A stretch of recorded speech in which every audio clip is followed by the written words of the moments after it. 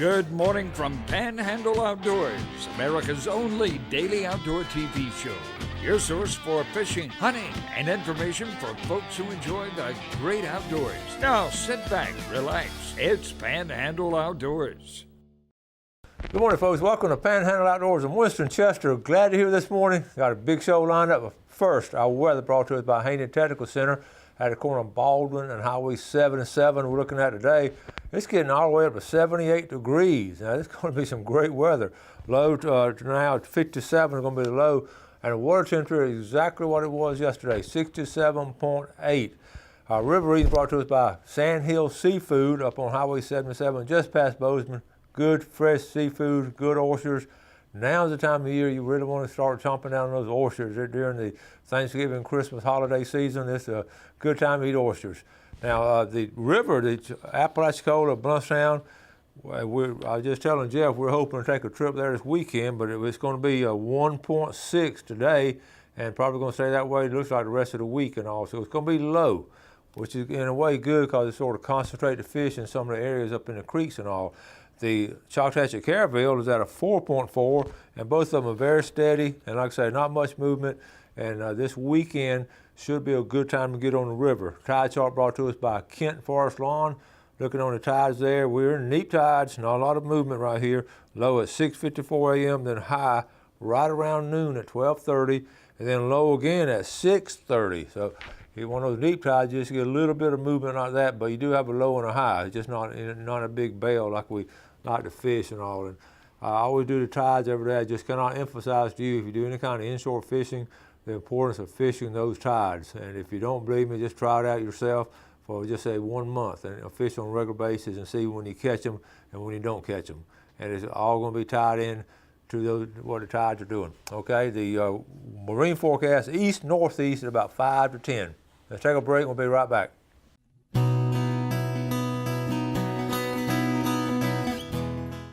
All right, welcome back. I'm going to say a special good morning to Harold Cutchins, watches Panhandle Outdoors every morning, getting ready to go to work in the concrete business, working hard and all. I appreciate your loyal viewership, Harold. Hope you catch some fish this weekend. All right, now, we had a video yesterday on a flounder, and most people don't know a lot about flounder. Floundering is really a lot of fun. And one thing, it's part of our, what we call the slam, when you catch a slam, redfish, trout, and flounder. We talk about redfish all the time, we talk about trout all the time, but we really don't talk a lot about a flounder. It's sort of don't get a lot of respect, so I want to just talk about it and all because it is a lot of fun, and we have a lot of flounder, but a lot of people just don't target them. So you catch them two ways, you can catch them by on fish in the bottom, the sandy areas. Also, you can catch them by gigging. All of them. This time of year, of course, is gigging, and we on the tail end of the fall run, literally the tail end of the fall run. We're about to run out of time. Most people sort of wrap it up around Thanksgiving. But looking at the pictures here, there's two types of flounder now that we can get. Look at this one. This is what we call a southern flounder, okay? And then this one right here is a Gulf flounder. So what we're going to, a lot of people can't tell the difference. Big difference is, okay, let's go back to southern and the Gulf, and see the three dots right there? You can see, that's a Gulf when you see the dots on them like that. Now they have this enormous capacity to change colorations and shades and all, and they camouflage. They are the best camouflage around as far as not being able to see them. But I looked on University of Southern Mississippi does a tremendous job on researching all. Last night I just pulled out some facts I thought you might find interesting because I did too. I did not realize some of these things. Now, one thing on the Gulf and the Southern, now the females, the big fish of course are going to be the females, like in bass. The big one's going to be the females. The males actually stay out in the Gulf most of the time on the Southern and the Gulf, so they don't really come inshore. So most of the ones we gig, the largest percentage of the flounder that we gig and we catch inshore are females. Okay, on the Gulf flounder, they like the sandy bottom, whereas the southern flounder likes a brackish bottom. Most of the ones we get around here are going to be the southern flounder. All right, they grow. When they're little, they start eating fish, but even as you get big, they still eat fish, but they eat the same size of fish. So they don't, like a big bass is going to eat bigger fish as it gets bigger and bigger, same way the redfish. But the flounder are going to keep on eating those same size little bull minnows and things like that. They don't go for large bait. One thing, they don't have a big stomach. the doormats that we catch and all. And I'm gonna hold this one up right here.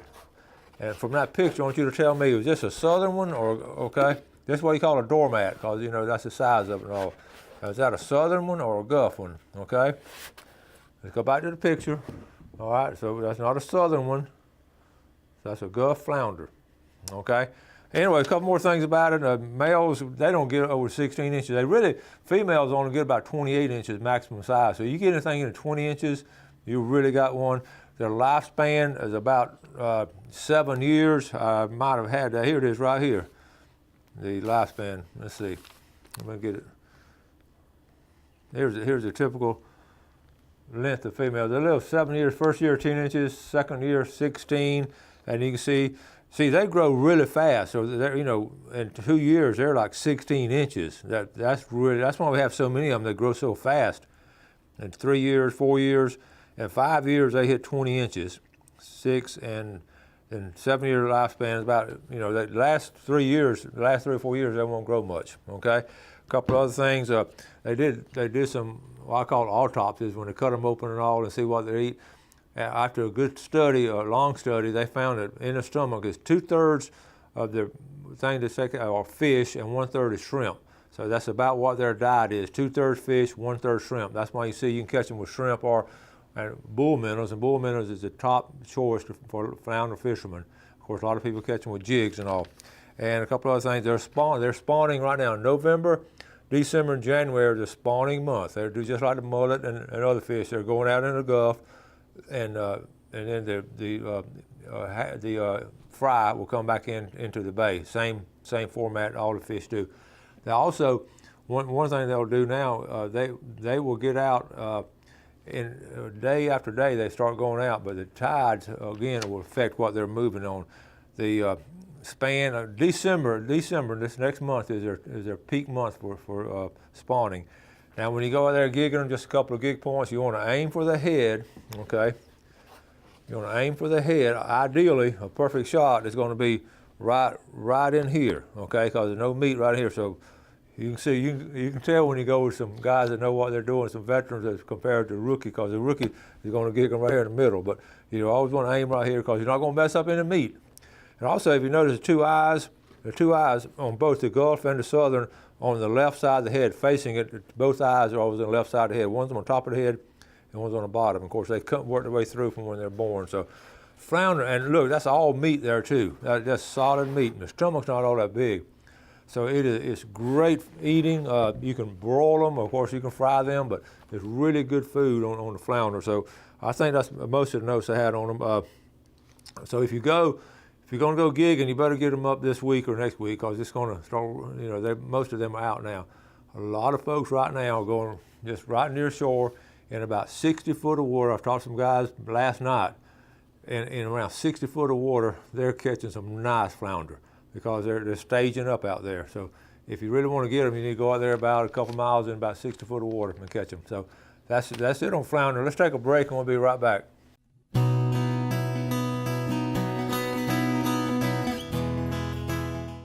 Okay, welcome back. I did have one more picture to show you. I asked Bill Allen to get Greg Brudnicker to send us a picture of some flounder he caught recently, and this is one he sent. Just kidding here. This is off one of the studies here. This is a little 2-inch flounder. Like I said, they grow really fast. The first 2 years, they're up there, legal size. Okay, a couple things I want to talk about. One thing, I want to show you this picture here. This was from the ball game the other night. We were up there in Baker. This is the end of the ball game, Friday night in Baker, where Bluntstown beat Baker. This is our extended family.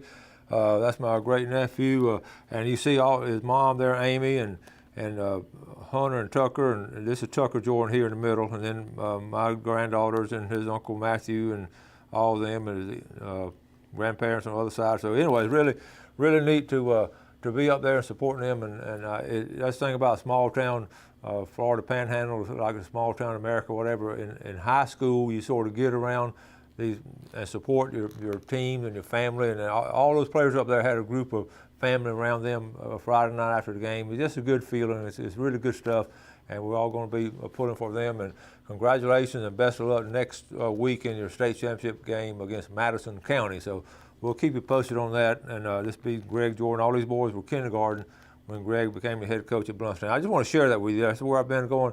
I've been. You don't know how many floundering trips I've passed up this football season on Friday night, because a lot of people go floundering on Friday night, and I've had I think it was 7 times I've turned down a floundering trip to go to watch Bluntstown play, but it's been well worth it. Maybe one of those times was a Tennessee trip. But anyway, so let's get in some pictures now. I got we're gonna start back here with right here.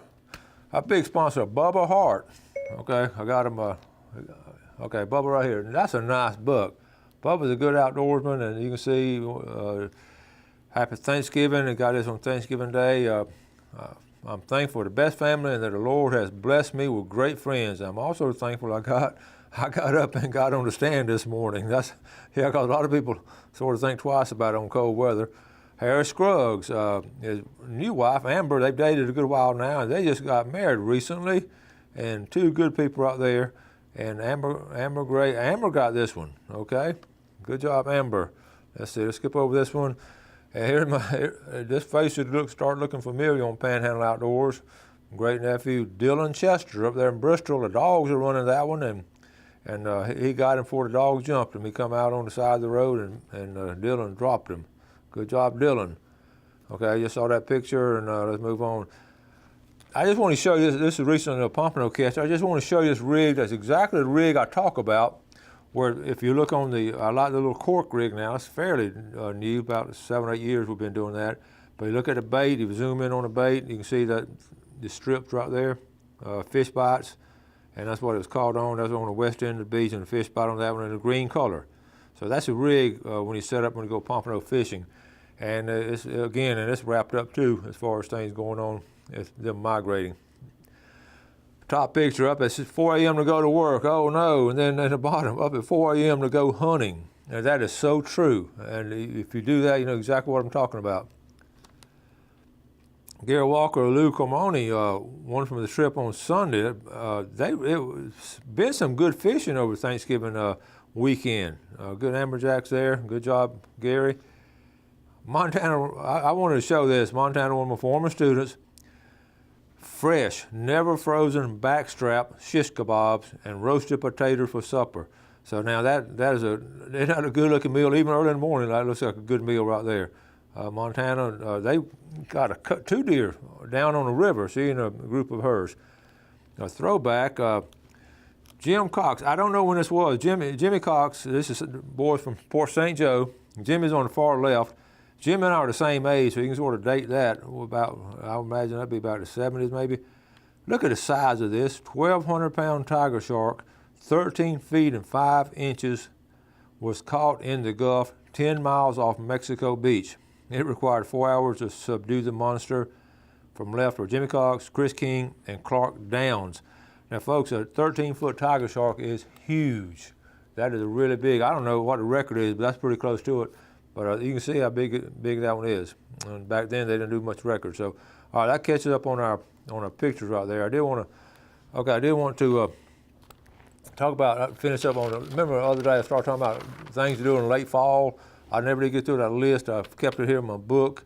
We talked about flounder already. Talked about mullet. Gail and I were fishing Saturday, and there were a lot of mullet in West Bay. A lot of mullet still out there. Pompano, we just talked about it. It's been hit and miss. It's really, in my opinion, and I've talked to a lot of people, and I've been on a couple of trips myself, it's been a pretty poor showing in the fall run of pompano. So they've about gotten through. Now, you still catch them. Some of these pompanos stick around all through the winter. I don't know the scientific reason for them doing that, but they will. Okay, redfish. Redfish are moving. They're catching them in a lot of different places. This is an excellent time of year to catch redfish. There's a lot of redfish. The big ones are coming back in now for spawning. So. The trout.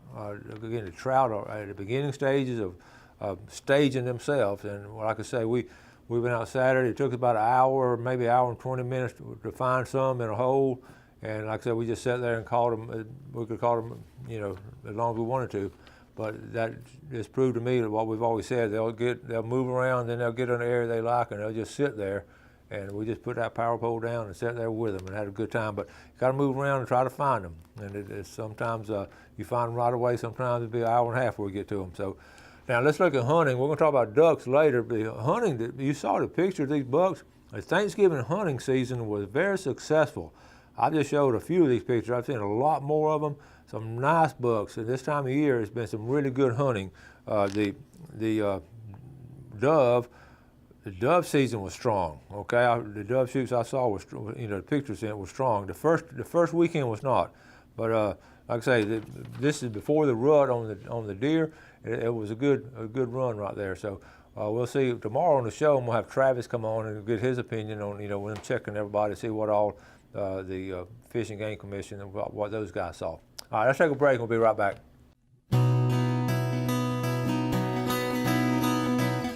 Okay, welcome back. Let's take a look at our fishing game times today, brought to us by Blue Water Outriggers.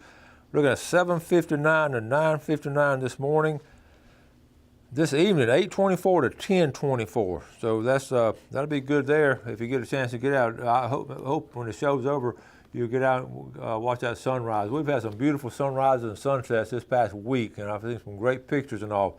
So be aware of that, take advantage of it. One of the things I want to check on, talking about ducks and all, has been fascinating on watching this chart here. You can go to online to Ducks Unlimited and see what's going on there. So I was going to, I'm going to zoom in on this and try to get some reports because I was looking at this last night. I had a bigger picture last night, but we're going to try it anyway. Okay, can everybody sort of see that? Is that going to show up, Jeff? Okay. I'm just going to hit on a couple of these pins now because most of these reports from this past weekend, the one closest to us is Dothan, Alabama. So let's see what happened this past weekend in Dothan. I'm going to blow it up here. This is from a guy, you got to give your name and all that, Mr. James. It was 51 degrees up there, and he duck hunted on Lake Seminole. Lake Seminole is on fire. Good numbers of gadwall and green-winged teal. Huge rafts of bluebills and ringnecks. Even the cans, which the Canadians have shown up early. So that right there, that tells you in Lake Seminole and how good it is over there. Really good reports. I sort of get amused because I go to different other places.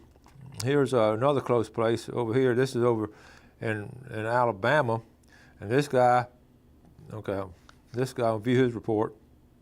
This weekend. Lots of wood ducks. One of the best acorn booms in a while.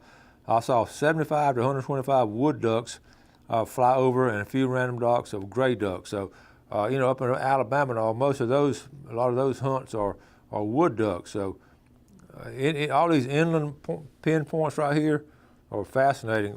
I got tickled though. I went over to Louisiana. I know the guy's feeling because they talk about. Okay, he didn't do much there. He said he needed a cold front instead of a cool front.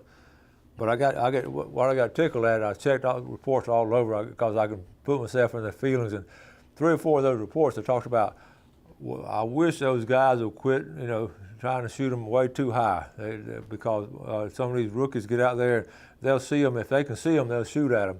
And your shot's just not going to go that far. So if you hear them just bang, bang, bang, bang, bang all the time, they're shooting at them way too high. And really, it's frustrating because what it does is just alerts the ducks that the danger close by, so they're going to keep on flying. If you leave them alone, let them circle a little bit, come on in those decoys, you get lower and lower, then you can pop them. So that guy, let's see, I think the guy down in Tampa, here's one of Silver Springs, okay? This was interesting. No apparent migratory birds of any kind, not even doves, okay? This was this past Sunday. He's praying for a cold front to bring them south. So that was Silver Springs. So what's fascinating is all predicated by what the weather does. But here's one in Tampa I was reading last night. Friday, probably the best shoot I've had in my life. Plenty of whistlers.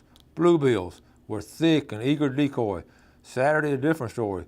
Okay, so it's amazing. Friday was great. Saturday was different. There were lots of bluebills, but they were rafted and would not decoy.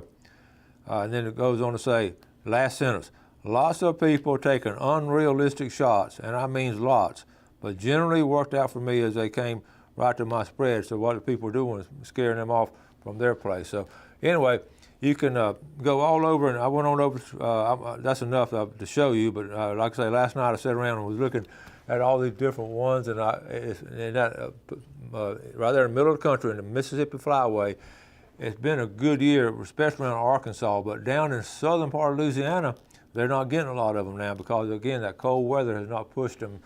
And like I say, you have so many different species and all. And I used to do a lot of duck hunting. I told Gail last night, we were sitting on the couch, I was looking this up. I get excited again. I said, I wish I was still going duck hunting. And she said, why don't you? I said, I don't know.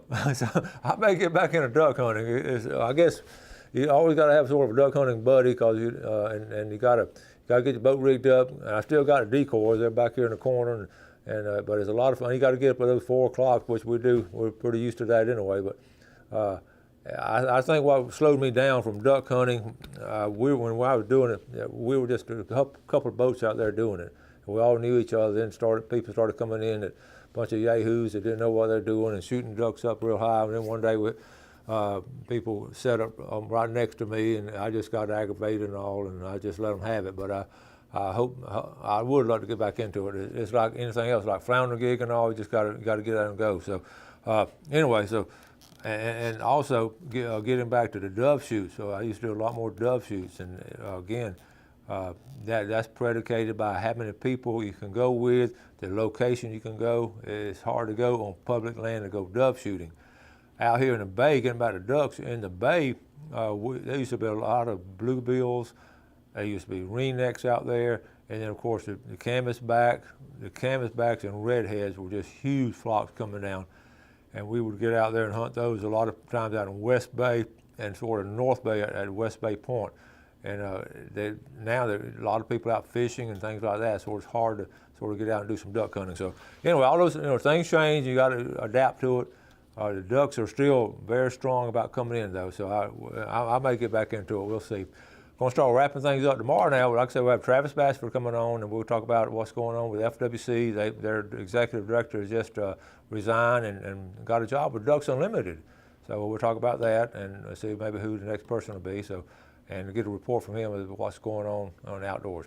Thank you all for watching Panhandle Outdoors. We always appreciate the viewership, and we'll see you tomorrow. Do something good for someone today, and God bless. Thanks for watching America's only daily outdoor TV show, Panhandle Outdoors with Winston Chester, featuring hunting, fishing, and other activities and information to help you enjoy the great outdoors. Join us next time for Panhandle Outdoors.